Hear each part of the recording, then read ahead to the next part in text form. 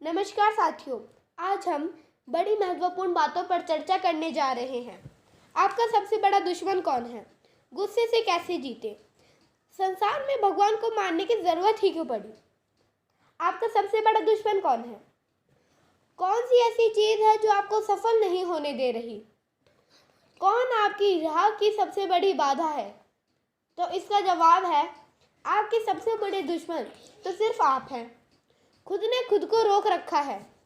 दुनिया में बड़े होने और मेहनत करने से किसी ने क्या कभी रोका है? फिर हम मेहनत क्यों नहीं करते?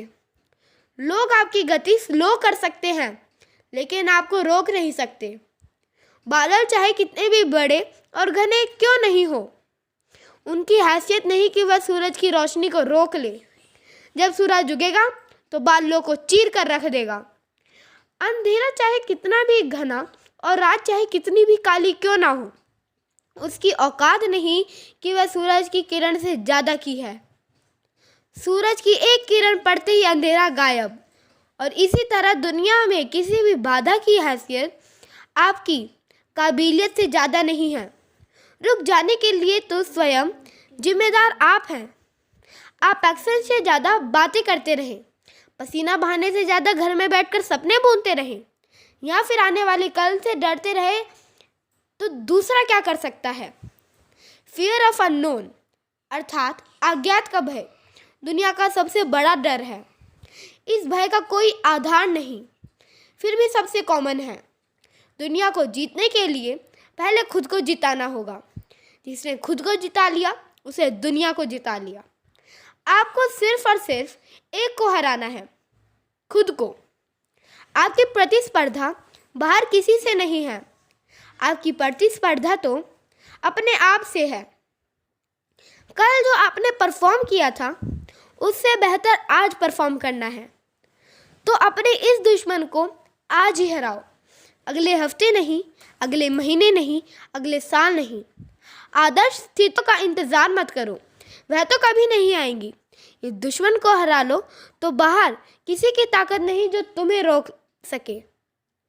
गुस्से से कैसे जीते? एक छोटा बच्चा था, बेहद गुस्सैल। एक दिन पिता ने उसे सबक सिखाने के लिए कीलों से भरा एक थैला दिया और कहा, जब भी तुम्हें गुस्सा आए तो इनमें से एक कील निकालकर सामने लगे बोर्ड पर ठोक देना। पहले ही दिन बच्चे ने 37 कीलें बोर्ड में ठोक डाली, लेकिन धीरे धीरे वह गुस्से पर काबू करना सीख गया।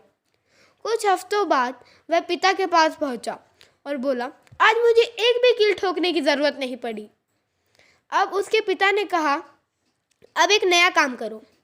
जिस दिन तुम्हें गुस्सा ना आए उस दिन बोर्ड में से एक कील निकालकर वापस रख लो। एक दिन बोर्ड खाली हो जाएगा। बेटे ने पिता को खुश होते हुए यह बात बताई। पिता उसे उस बोर्ड के पास लेकर गए और बोले, देखो, इन कीलों ने जो नुकसान इस बोर्ड को पहुंचाया है, वैसे ही नुकसान हमारा गुस्सा सामने वाले व्यक्ति को पहुंचाता है। जिस तरह ये बोर्ड अब कभी ठीक नहीं हो सकता, ठीक वैसे ही गुस्से से जो नुकसान होता है उसकी क्षतिपूर्ति कभी नहीं हो सकती।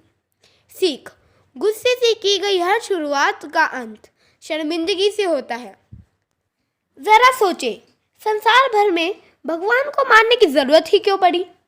ज़रूरत इसलिए पड़ी कि संसार में आपके साथ रहने वाला सदा कोई मित्र है ही नहीं। क्या शरीर, कुटुंब, रुपए, ज़मीन, जायदाद आदि साथ में रहेंगे? सोच लो, भगवान के सिवाय हर दम साथ रहने वाला कोई दूसरा है ही नहीं। वह तो परिणाम मात्र के हृदय में रहते हैं। विचार करें, गहरी नींद में आपके साथ कौन रहता है? कोई नहीं, पर साथ में भगवान रहते हैं।